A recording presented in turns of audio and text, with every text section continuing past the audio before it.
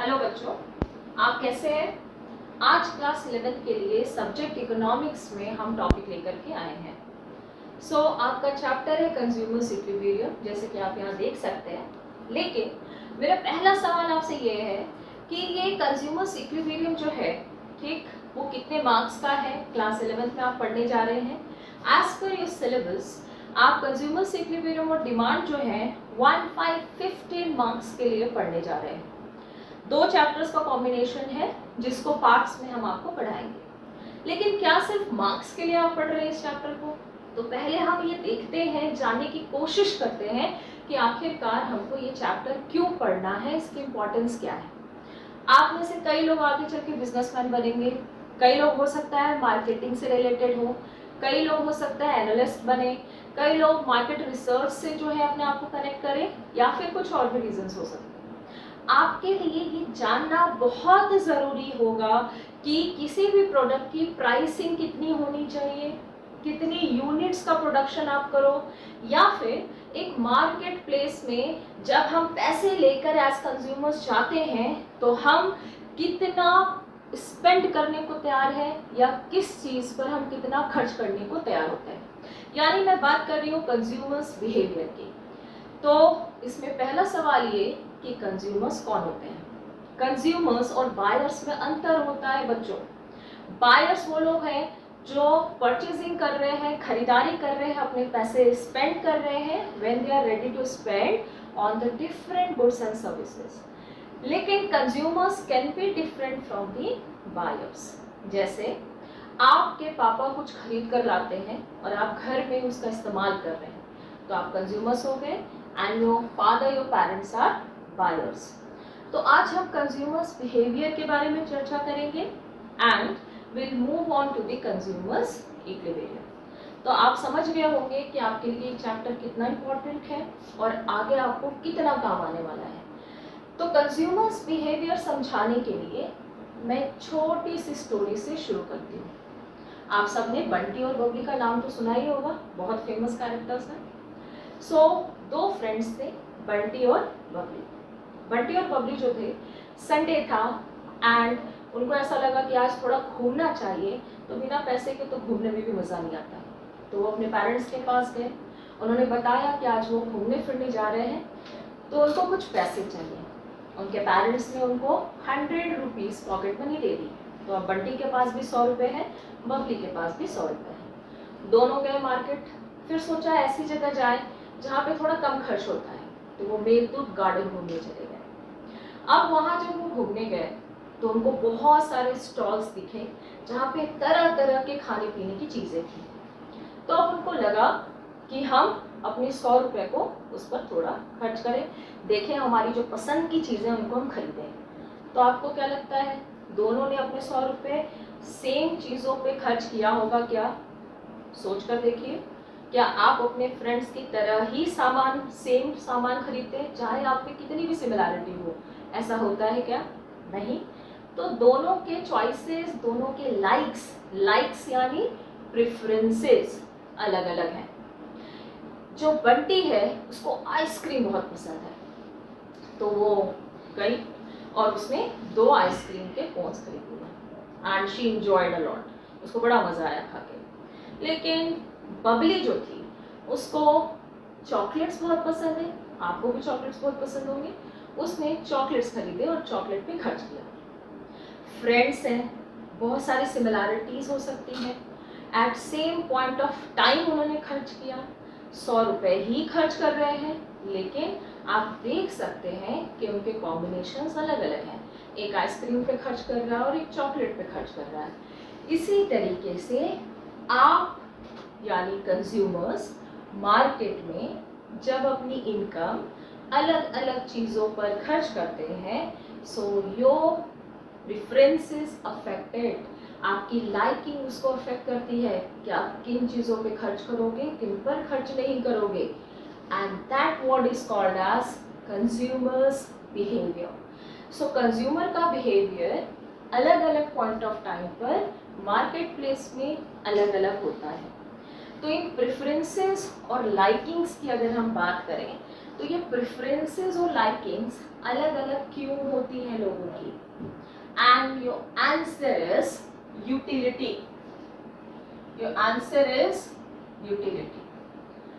आप अपने चैप्टर में देखेंगे आपका पहला टर्म ही शुरू होता है यूटिलिटी से. अब आप कहेंगे यूटिलिटी यूजफुलनेस, तो दोनों में अंतर है, दोनों में डिफरेंस है.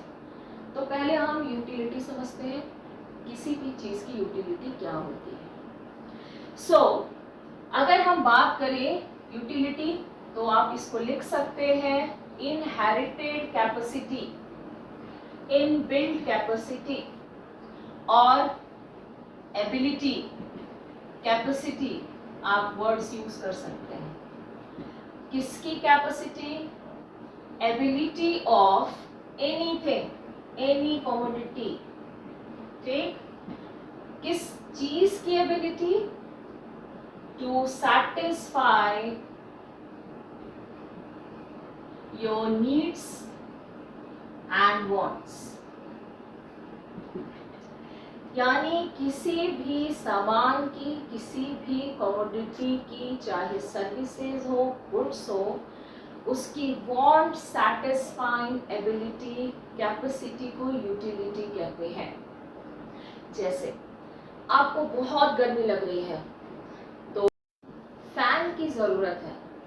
फैन जो है, आपको जब गर्मी लगेगी तो आपकी नीड उस समय क्या है? That you want something to cool down. तो वहां पर फैन आपके लिए जो है वो आपकी इस नीड को सेटिस्फाई कर रहा है, तो फैन की यूटिलिटी है. इसी तरीके से मुझे बहुत भूख लगी हुई है, तो अगर भूख लगी हुई है तो मम्मी के हाथ का खाना, उसकी बहुत यूटिलिटी है, क्योंकि वो मेरी हंगर, मेरी नीड को सेटिस्फाई कर रहा है. तो अगर आप इन एग्जाम्पल से यूटिलिटी का मतलब समझ गए हैं, कमेंट बॉक्स में ज़रूर डालें. और अब हम वापस इसकी डेफिनेशन को देखते हैं, फिर हम इसके आगे के कॉन्सेप्ट बनाएंगे. तो मेरे साथ रिपीट करिए कि what is the meaning of utility. So utility means capacity और ability of any commodity to satisfy our needs and wants. ठीक, अब आते हैं कि जैसे हम किसी भी चीज को मेजर कर सकते हैं, यानी मैं यहाँ अब बात करने जा रही हूँ मेजरमेंट की, यूटिलिटी के मेजर की. ठीक, तो क्या मैं यूटिलिटी को मेजर कर सकती हूँ? जैसे आपके लिए वेट के लिए किलोग्राम होता है, आप किसी भी चीज़ की लेंथ नापते हैं, मीटर या सेंटीमीटर में एक्सप्रेस करते हैं. तो क्या हम यूटिलिटी या आपके जो सेटिस्फैक्शन है उसको नाप सकते हैं, उसको मेजर कर सकते हैं? सो इसके लिए आपको ये समझना बहुत ज़रूरी है कि यूटिलिटी कुछ इकोनॉमिक्स के अकॉर्डिंग मेजर की जा सकती है इन नंबर्स, लेकिन कुछ इकोनॉमिस्ट ऐसा मानते हैं क्योंकि ये इंट्रोस्पेक्शन यानी अपने आप को जज करना साइकोलॉजिकल कॉन्सेप्ट है जिसको हम मेज़र नहीं कर सकते. तो यूटिलिटी जो है उसका मेज़रमेंट हो सकता है या नहीं हो सकता है, इसके लिए अब हम आपको ये बताएंगे कि इसके दो अलग अलग अप्रोचेस क्या हैं to measure the utility. So our topic is measure of utility means approaches for measuring the utility. So that approaches can be classified into two groups. ठीक, और ये कौन से ग्रुप्स हैं इसके बारे में हम अब डिस्कशन करेंगे. सो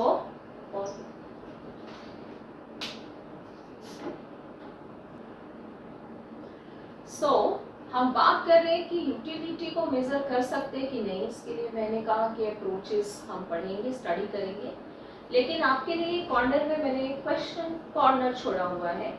यूटिलिटी और यूजफुलनेस में क्या डिफरेंस है? ट्राई करिएगा, पता करिएगा और आंसर मिलने पर कमेंट बॉक्स में ज़रूर पोस्ट करिएगा. मैं आपको इसका आंसर नेक्स्ट क्लास में ज़रूर हम डिस्कस करेंगे, इस पर चर्चा करेंगे. तो अभी हम आते हैं इसके अप्रोचेस पर. आप देख सकते हैं मैंने दो अप्रोचेस लिख रखे हैं, कार्डिनल एंड ऑर्डिनल. कार्डिनल जैसा आप समझ सकते हैं कार्डिनल मीन्स नंबर्स। तो कार्डिनल अप्रोच में ये कहा गया है, इकोनॉमिक्स ने ये डिराइव किया, ये प्रपाउंड किया कि यूटिलिटी को मेजर किया जा सकता है इन नंबर्स। नाम ही है कार्डिनल यानी नंबर्स। तो पहला पॉइंट जो है हम ये लेंगे कि utility can be measured in what, या एक्सप्रेस्ड इन नंबर्स। इसको हम नंबर्स में एक्सप्रेस कर सकते हैं, इनका ये मानना है। कौन से ये इकोनॉमिस्ट थे, इससे रिलेटेड इकोनॉमिक्स का नाम क्या है? तो इनका नाम था Alfred Marshall. So according to the Alfred Marshall, आप ये सेकंड पॉइंट बना सकते हैं, related economist. So Alfred Marshall का ये कहना था, M for Marshall, M for money. ठीक, ऐसे याद रखिएगा। सो मनी से क्या लेना देना है, हमने यहाँ मनी क्यों लिखा, क्यों मेंशन किया, रीजन है। मार्शल जी का ये कहना था कि यूटिलिटी कैन बी मेजर्ड और expressed in terms of money. जरा इसको समझने की कोशिश करते हैं। मनी के टर्म्स में यूटिलिटी, क्या मतलब है इसका? एक सिचुएशन है जिसमें हम एग्जामिनेशन हॉल के बाहर खड़े हैं, बोर्ड एग्जाम लेने जा रहे हैं, और अचानक याद आता है सब कुछ तो है मेरे पास, पेन भूल गए, पेन ले जाना हम भूल गए। आपको कैसी फीलिंग आएगी, सोच कर देखिए। पेन नहीं है, कोई ऐसा फ्रेंड है आसपास में, वो भी कह रहा है अरे यार एक्स्ट्रा पेन नहीं लाया मैं, और सामने एक शॉप है दिखाई दे रही है आपको। अब आपके पास ऑप्शन क्या है, आप उस शॉप पर चले जाएं। तो अचानक याद आया कि मेरे तो पेरेंट्स भी हमको पहुंचा कर जा चुके हैं और गेट में बस एंट्री का टाइम हो रहा है, बिना पेन के आप करोगे क्या? वो फील करके देखिए, सोच कर देखिए कि उस समय आपकी क्या कंडीशन है। एग्जाम लिखना है, it's time to get inside the gate, और आपके पास लिखने के लिए पेन नहीं है, बोर्ड एग्जाम देने जा रहे हैं। उस कंडीशन में आपके पॉकेट में 200 रुपए पड़े हुए हैं। अब इस 200 रुपए को आप लेकर शॉप पर दौड़ते हुए जाते हैं। शॉपकीपर से बोलते हैं पेन है क्या भैया, जल्दी देना, एग्जाम देने जाना है मुझे। अब वो शॉपकीपर क्या करेगा, देखेगा अरे ये तो परेशान है। कुछ लोग ऐसे होते हैं जो इस सिचुएशन का फायदा उठाने की कोशिश करेंगे। पेन की कीमत, प्राइस 10 रुपए है, लेकिन वो शॉपकीपर कहता है कि इसके लिए आपको 100 रुपए लगेंगे, लेना है तो लो, नहीं तो जाओ। क्या आप वो 100 रुपए देने को तैयार होंगे? थोड़ा सा होल्ड लेकर सोच कर देखिए, इस सिचुएशन में क्या आप वो 100 रुपए स्पेंड करने को तैयार हैं? तो आई होप मेरा तो आंसर यस होगा। तो आप भी शायद उस समय उसको परचेज करेंगे। सो हम यहाँ बात कर रहे हैं विलिंगनेस टू पे, रेडीनेस टू पे। ठीक, हमने बात की योर रेडीनेस टू पे, यानी आप उस समय उस पेन के लिए कितना देने को तैयार हैं, ₹100। तो अगर मैं 100 रुपए देने को तैयार हूं, अगर मैं 100 देने को तैयार हूं, मैं 100 रुपए देने को रेडी हो गया। तो अगर मैं 100 रुपए देने को रेडी हो गया, यानी उस 1 यूनिट ऑफ पेन से मुझे 100 की यूटिलिटी डिराइव हो रही है। सो इनका ये मानना था मार्शल, एल्फ्रेड मार्शल का, कि what we are ready to pay for any commodity is because of the utility that we expect from that unit। यानी हम जिस चीज के, जिस भी यूनिट से जो यूटिलिटी एक्सपेक्ट करते हैं, हम उतनी कीमत उसकी देने को तैयार होते हैं। जैसे एक आइसक्रीम का कोन है, लेकिन मुझे आइसक्रीम बिल्कुल पसंद नहीं है। वैसे तो ये बहुत रेयर बात है, लेकिन ऐसा है। अब कोई बोले कि ये 30 रुपीज की आइसक्रीम आप 20 में लेके जाओ, then also I am not ready to pay. तो मेरी यूटिलिटी तो उससे 20 की भी नहीं है। लेकिन कोई ऐसा पेशेंट है जो अभी अभी दांत निकलवा कर आया है और उसको डॉक्टर ने कहा है कि आइसक्रीम खाना है। अब एक कोन है आइसक्रीम का, 30 की जगह अगर मैं 40-50 में भी दूं, then also that patient is ready, क्योंकि आसपास कोई शॉप नहीं है उस समय। तो यहाँ पर हम देख सकते हैं कि सेम कोन ऑफ आइसक्रीम के लिए कोई पर्सन जो है वो 50 देने को तैयार है, तो एक्सपेक्टेड यूटिलिटी 50 के डराइव कर रहा है। और अगर हम 10 रुपीज देने को रेडी हैं तो हम यूटिलिटी उसकी काउंट करेंगे कि 10 की है। तो M फॉर मनी याद रखना है हमको। मनी मीन्स विलिंगनेस और रेडीनेस टू पे फॉर एनी कमोडिटी, याद रहेगा आपको। तो फिर से देखते हैं कार्डिनल नंबर्स, इसमें ये माना गया कि हम यूटिलिटी को नंबर्स में एक्सप्रेस कर सकते हैं, मेजर कर सकते हैं। इससे जुड़े हुए इकोनॉमिस्ट है Alfred Marshall, M for money.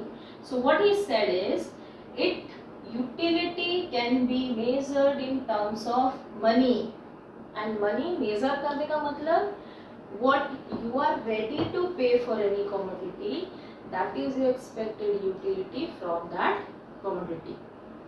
इसके अलावा इनसे जुड़े हुए एक और इकोनॉमिस्ट हैं, उनका नाम भी मैं यहाँ मेंशन करना चाहूंगी। ठीक, दूसरे इकोनॉमिस्ट हुए बेनहम। बेनहम जो है उनका ये कहना है कि जिस तरीके से हर चीज़ को मेज़र करने के लिए स्टैंडर्ड यूनिट्स होते हैं, उसी तरीके से यूटिलिटी को यूटिल्स में मेज़र किया जाता है। जैसे आपने 2 यूनिट्स या 2 पीसेस ऑफ बनाना खाए, अब उससे मिलने वाली यूटिलिटी हम एक्सप्रेस कर सकते हैं 4 utils, 5 utils, that depends on the person, state of mind, time और भी बहुत सारे फैक्टर्स होते हैं जो हम आगे डिस्कस करेंगे। तो यहाँ पर हम ये देखेंगे कि आपके कार्डिनल अप्रोच में ये माना जाता है कि हम नंबर्स में यूटिलिटी को एक्सप्रेस कर सकते हैं। इससे जुड़े हुए आपके जो इकोनॉमिस्ट हैं एल्फ्रेड मार्शल, बेनहम, इनका ये मानना है कि हम, बेनहम ने कहा यूटिल्स में नाप लो एंड मार्शल ने कहा मनी में नाप लो, and money means readiness to pay. Third point जो हम यहाँ मेंशन करने जा रहे हैं, आपका जो मेजरमेंट है किस कॉन्सेप्ट में या किस मेथड में करेंगे हम of the utility that you are expecting is called as marginal utility concept. तो हम आपको मार्जिनल यूटिलिटी कॉन्सेप्ट भी आगे पढ़ाएंगे इन द सेम चैप्टर कि किस तरीके से आप यूटिलिटी को मेजर करते हैं। वहाँ पर आपको मार्शल का कॉन्सेप्ट बहुत काम आएगा। अब मार्जिनल यूटिलिटी कॉन्सेप्ट में या एनालिसिस यू कैन राइट, हम मेजर करेंगे कि what utility we have derived from consumption of different units of same commodity. आगे आते हैं ऑर्डिनल। ऑर्डिनल में ऑर्डर छुपा हुआ है, ऑर्डिनल में ऑर्डर वर्ड छुपा हुआ है। ऑर्डर यानी रैंकिंग देना, रैंक करना। लाइक इसका एक एग्जांपल लेते हैं, 3 फ्रूट्स आर देयर। पहला एप्पल मान लीजिए, दूसरा ग्रेप्स मान लीजिए, तीसरा गुआवा मान लीजिए। अब आप खुद सोच कर देखिए, किसी को एप्पल ज़्यादा पसंद होगा, किसी को हो सकता है गुआवा ज़्यादा पसंद हो। तो हम एक प्रेफरेंस स्केल अगर इसकी बनाएं, नंबरिंग दे, ऑर्डर दे, तो जैसे मेरे ऑर्डर के हिसाब से आप अपना ऑर्डर खुद अपनी कॉपीज में लिखें कि आपका क्या ऑर्डर बनता है। मेरे ऑर्डर के हिसाब से ग्रेप्स फर्स्ट, सेकेंड एप्पल, ठीक, एंड देन गुआवा। तो मैंने अपनी प्रेफरेंस स्केल अपनी ऑर्डरिंग कर ली 1 2 3। इसी तरीके से आपका प्रेफरेंस स्केल आपके लाइकिंग पर, आपके डिसलाइकिंग पर डिपेंड करता है। तो ऑर्डिनल कॉन्सेप्ट में ये माना गया, ये कहा गया कि ये सबसे बड़ी लिमिटेशन है, सबसे बड़ी कमी है किस कॉन्सेप्ट की, कार्डिनल की। अरे ये तो साइकोलॉजिकल कॉन्सेप्ट है, इसको नंबर्स में कैसे एक्सप्रेस करोगे। जैसे आप दुखी हैं, आप खुश हैं, तो क्या आप इसको नंबर्स में एक्सप्रेस कर सकते हो। मैं 5 किलो दुखी हूँ, मैं 10 किलो खुश हूँ, ऐसा नहीं कहा जा सकता। तो इन्होंने ये कॉन्सेप्ट दिया कि यूटिलिटी एक साइकोलॉजिकल कॉन्सेप्ट है, ये एम्पेरिकल टेस्ट है, इंट्रोस्पेक्शन पे डिपेंड करता है, इसलिए इसका मेजरमेंट पॉसिबल नहीं है, इसको हम नंबर्स में एक्सप्रेस नहीं कर सकते, लेकिन आपके प्रेफरेंसेस के अकॉर्डिंग, आपके लाइकिंग्स के अकॉर्डिंग रैंकिंग की जा सकती है, ऑर्डर किया जा सकता है। तो सबसे पहला पॉइंट जो हम लिख रहे हैं कंपैरिजन का, that is utility can not be measured in numbers. चाहे ये मनी आपका हो, चाहे आपका हो कि यूटिल्स है, मेजर नहीं किया जा सकता। इन्होंने बिल्कुल मना कर दिया इस चीज के लिए। तो इन्होंने क्या कहा, अ प्रेफरेंस स्केल या रैंकिंग, ठीक, प्रेफरेंस स्केल या रैंकिंग की जा सकती है, कैन बी डन। लेकिन अगर हम कहें कि इसको एग्जैक्टली हम नाप सकते हैं, तो बिल्कुल ऐसा नहीं हो सकता, बिल्कुल मना कर दिया है। तो कौन से इकोनॉमिस्ट थे जो इससे जुड़े हुए थे, एसोसिएटेड थे, उनका नाम याद रखिएगा, एलन एंड हिग्स। आपसे चाहे कंपैरिजन पूछें, चाहे डिफरेंस पूछें एग्जाम में, आप ये पॉइंट्स बिल्कुल लिख सकते हैं, थोड़ा डिस्क्राइब करके या as it is also. So Allen and Hicks का मानना ये था, यूटिलिटी को हम बिल्कुल नंबर्स में मेजर नहीं कर सकते एग्जैक्टली, लेकिन आपके लाइकिंग्स के अकॉर्डिंग हम चीज़ों को रैंक कर सकते हैं, इसकी प्रेफरेंस स्केल रेडी की जा सकती है, ऑर्डरिंग की जा सकती है। देन इसमें फिर हम एक्सप्रेस कैसे करेंगे, यूटिलिटी को कैसे बताएंगे कि कम है, ज़्यादा है, या फिर इस सामान का इतना यूनिट कोई कंज्यूमर खरीदेगा, उसका बिहेवियर कैसे होगा। इसके लिए जिस एनालिसिस का आप इस्तेमाल करोगे, that is indifference curve analysis. ये एक method of measuring the utility है, ठीक। So indifference curve analysis, indifference curve concept का यूज करते हैं अंडर ऑर्डिनल अप्रोच।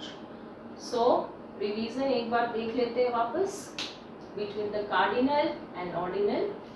कार्डिनल में हम यूटिलिटी को नंबर्स में, कार्डिनल मीन्स नंबर, एक्सप्रेस कर सकते हैं। इससे दो इकोनॉमिक्स एसोसिएटेड है, एल्फ्रेड मार्शल जिन्होंने मनी टर्म्स मेजरमेंट बताया, एंड दूसरे हैं आपके पेन हैं जिन्होंने यूनिट दी, यूटिल्स, एंड आपके मेजरमेंट अंडर कार्डिनल अप्रोच किस मेथड का यूज करोगे, marginal utility analysis. And ordinal में साफ साफ मना किया गया, क्या मना किया गया, कि हम यूटिलिटी को बिल्कुल भी नंबर्स में एक्सप्रेस नहीं कर सकते, एग्जैक्टली आप इसको यूटिल्स में नहीं बता सकते, क्योंकि साइकोलॉजिकल कॉन्सेप्ट है। तो ऑर्डिनल में ये कहा गया, it can be ordered, it can be ranked. दूसरी चीज, इससे associated economics, that is Allen and Hicks. And आपका किस एनालिसिस का यूज करते हैं, that is indifference curve analysis. So for the rest, I'll see you in the next class.